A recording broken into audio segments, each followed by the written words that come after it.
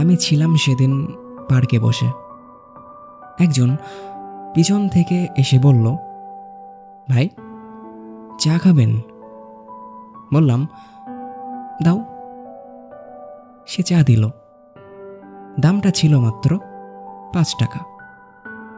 একদিন রাস্তার পাশে একটা দোকানে বসে আড্ডা মারছিলাম, সাথে বন্ধু ছিল, তো সেখানেও চা খেতে হলো। সেখানে চায়ের দামটা ছিল মাত্র 20 টাকা। এবার একদিন সবাই মিলে ডিসাইড করি রেস্টুরেন্টে যাব চা খেতে। গেলাম। রেস্টুরেন্টের মেনু কার্ডে যখন চোখ দিলাম, তখন দেখি সেখানে 5-এর পাশে একটা শূন্য জুড়ে দিয়ে দাম লেখা আছে, চায়ের দাম 50 টাকা। আমি তখন বুঝলাম জিনিসটা এক হওয়া সত্ত্বেও জাস্ট স্থান ভেদে তার মূল্য ভিন্ন ভিন্ন।